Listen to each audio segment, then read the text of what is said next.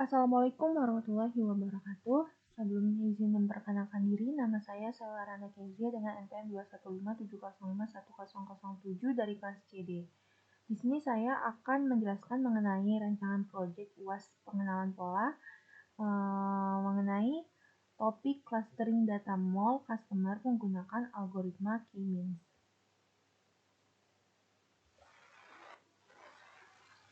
Jadi, latar belakangnya dalam kasus pelanggan sebuah mall akan dilakukan analisis cluster yang dilihat berdasarkan pendapatan, pengeluaran, dan usia dari pengunjung mall yang nantinya akan memberikan solusi bisnis seperti penjualan produk yang sesuai dengan usia pengunjung ataupun di bidang marketing untuk dapat meningkatkan penjualan di mall tersebut, serta mendatangkan lebih banyak pelanggan di kemudian hari.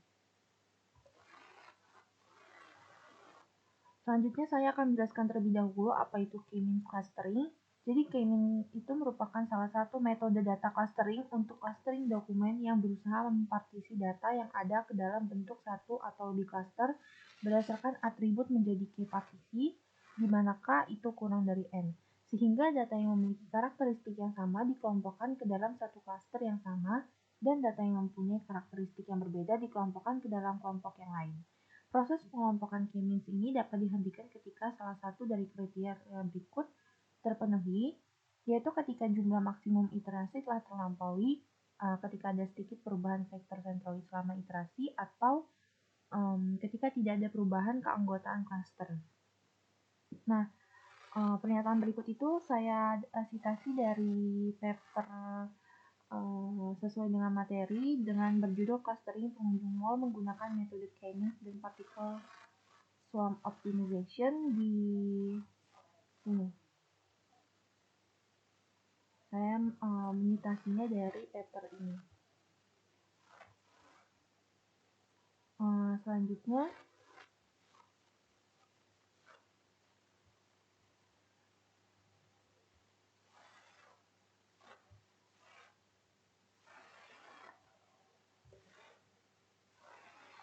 selanjutnya itu clustering pada segmentasi customer mall.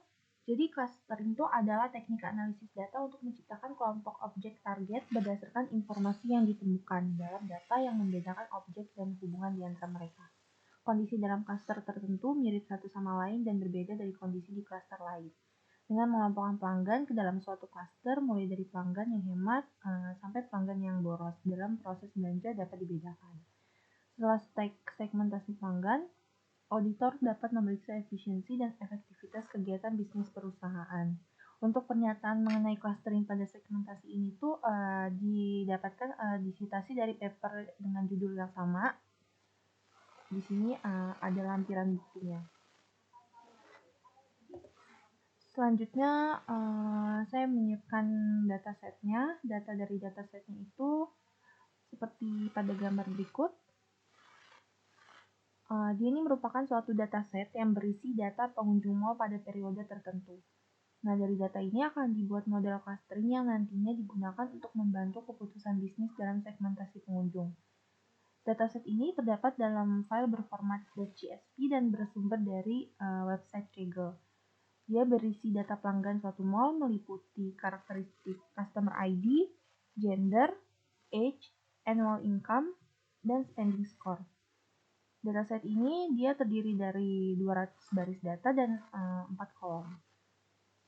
Berikut ada saya lampirkan link sumber datasetnya.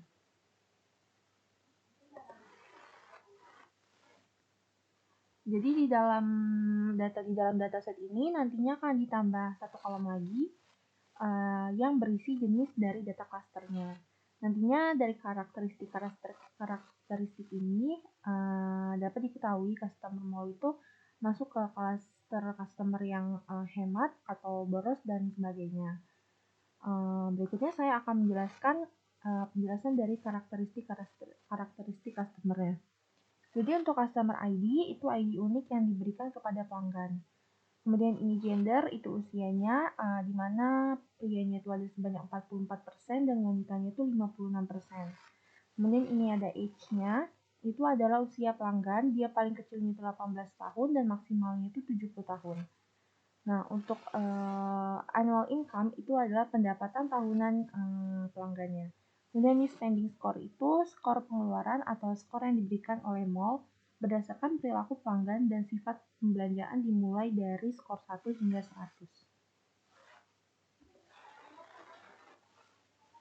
Nah, eksperimen dataset customer mall kali ini saya menggunakan tools Google Colab dan bahasa pemrograman berjenis Python. Berikut saya lampirkan source code hasil eksperimen saya.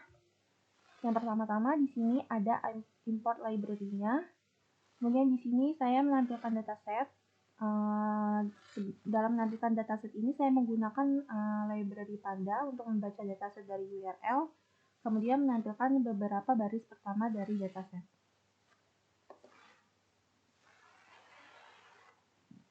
Selanjutnya itu merupakan tahapan pre-processing. Dia menghilangkan atribut customer ID dan juga age dari datasetnya. Kemudian dia menampilkan ringkasan statistik dataset yang telah diubah tersebut.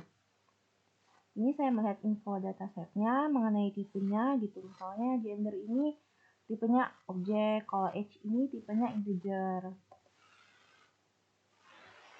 Nah, ini menampilkan visualisasi line plot dari datasetnya yang telah di drop beberapa kolom. Tadi kan di drop annual income dan spending score. Nah, dibuat di sini ya. Annual income itu grafiknya itu garis yang berwarna biru, kalau yang spending score itu dia yang berwarna orange.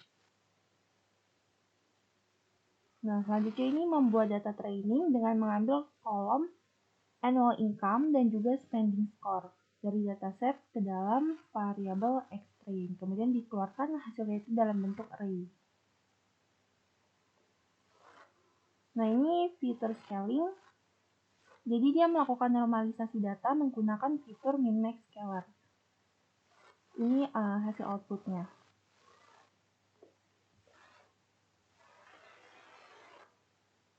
Nah, ini ada masuk ke tahap-tahapan clustering. Dia melakukan clustering menggunakan algoritma yaitu K-means sesuai dengan judulnya. Dengan jumlah cluster saya menggunakan 3. Nah, jadi terbukti kan ada 3 cluster ini yaitu ada 0, 1, dan juga 2. Selanjutnya kita menambahkan atribut cluster ke dalam dataset untuk menunjukkan cluster dari setiap datanya. Jadi yang angka 0, 1, dan 2 itu dimasukkan ke dalam kolom cluster. Selanjutnya kita mencari centroid atau titik tengah dari setiap cluster. Baris pertama ini menandakan centroid pertama, yang kedua itu centroid kedua, begitupun dengan yang ketiga.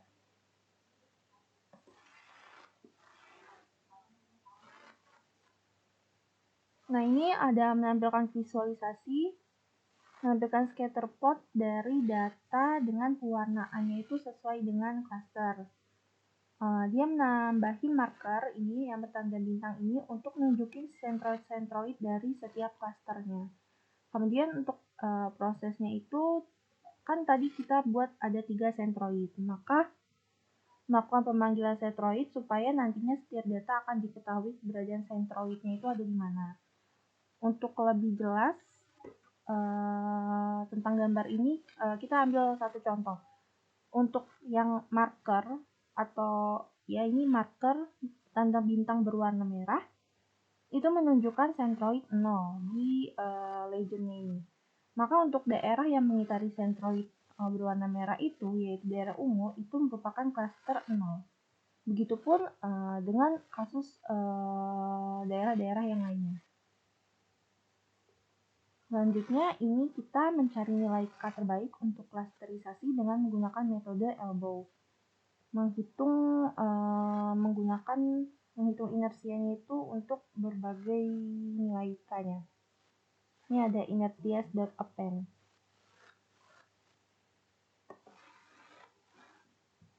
Selanjutnya ini ada pre-processing lagi.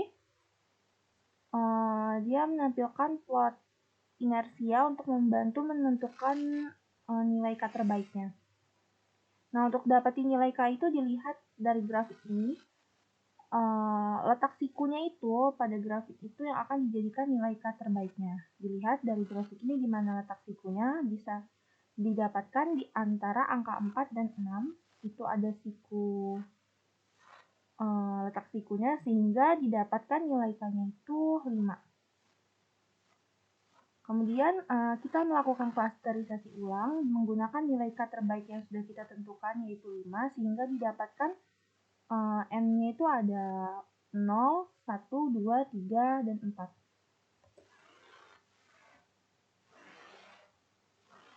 Nah, ini kita menambahkan atribut cluster untuk mengetahui cluster dari setiap datanya. Kita tambahin lagi. Kemudian kita tentuin lagi centroid atau titik tengahnya. Kemudian kita buat visualisasi data dari hasil klasterisasinya lagi. Nah, setiap titik pada plot itu diberi warna dan centroid dari masing-masing clustering itu ditandai dengan bintang berwarna merah, hijau, biru, hitam, dan juga merah muda. Warna dan tanda bintang pada centroid ini itu ngebantu kita untuk identifikasi setiap cluster. Sementara untuk sumbu X dan sumbu Y itu memberikan konteks terkait pendapatan tahunan dan juga skor pengeluaran customer-nya. Kemudian ini ada legend-nya. Ini kan kasih keterangan tentang arti tiap warnanya. Kalau dari hasil visualisasi ini kita tuh dapetin informasi kalau daerah berwarna ungu itu adalah cluster 0. Kenapa dia disebut cluster 0? Karena titik centroidnya itu dia berwarna merah. Yang mana itu termasuk centroid 0. Kemudian daerah berwarna toska ini adalah masuk ke cluster 2. Kemudian daerah berwarna hijau ini masuk ke cluster 3 dan yang terakhir daerah berwarna kuning itu masuk ke cluster 4.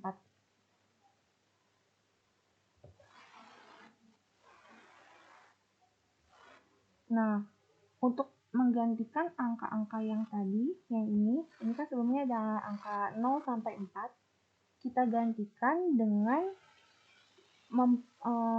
label kategorikal yang lebih deskriptif. Kita gunakan metode replace, angkanya itu diganti dengan label hemat, cukup hemat, netral, agak boros, dan juga boros. Sehingga jadi nanti itu hasilnya itu kita bisa menentukan tuh customer-nya itu misalnya yang ini customer ID 1 dengan gender male, usia 19, annual income-nya 15, spending score-nya 39 itu masuk ke cluster customer yang netral. Kemudian ini ada customer ID nomor 4, gendernya itu female, ada annual income-nya itu 16, spending score-nya 77, itu dia masuk ke data agak boros. Begitupun dengan yang lainnya. Jadi kita bisa menentukan pola customer itu dia masuk ke kategori yang mana. Nah, jadi saya akan simpulkan alur bagaimana K-means ini menemukan pola pada dataset. Jadi metode ini digunakan untuk mengelompokkan data pelanggan mall ke dalam beberapa cluster berdasarkan pola yang ditemukan dalam annual income dan spending score-nya. Yang pertama itu kan kita ngelakuin pre-processing dengan menghilangkan atribut age. Selanjutnya data training dibuat dari fitur-fitur yang relevan. Kemudian factor scaling dilakukan dengan normalisasi menggunakan min-max scalar.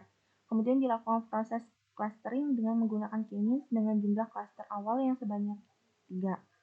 Kemudian visualisasi hasil clustering ditampilkan dalam scatter plot dengan warna yang berbeda-beda untuk tiap clusternya.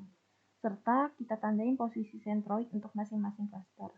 Untuk menentukan nilai K terbaik, metode elbow ini digunakan untuk mencari inersia untuk berbagai nilai K-nya. Nah, dari hasil visualisasi elbow ini, nilai K terbaik ditentukan, kemudian kita lakuin lagi clustering ulang, hasilnya kemudian divisualisasikan kembali, dan setiap cluster itu diberi label deskriptif seperti hemat hingga boros. Jadi dengan demikian K-means itu ngebantu ngelompokin pelanggan berdasarkan perilaku pengeluaran mereka dan memungkinkan analisis yang lebih efektif terhadap karakteristik masing-masing kelompok. Baiklah, sekian presentasi dan penjelasan dari hasil proyek UAS saya. Mohon maaf bila ada kesalahan dalam penyampaian. Terima kasih. Wassalamualaikum warahmatullahi wabarakatuh.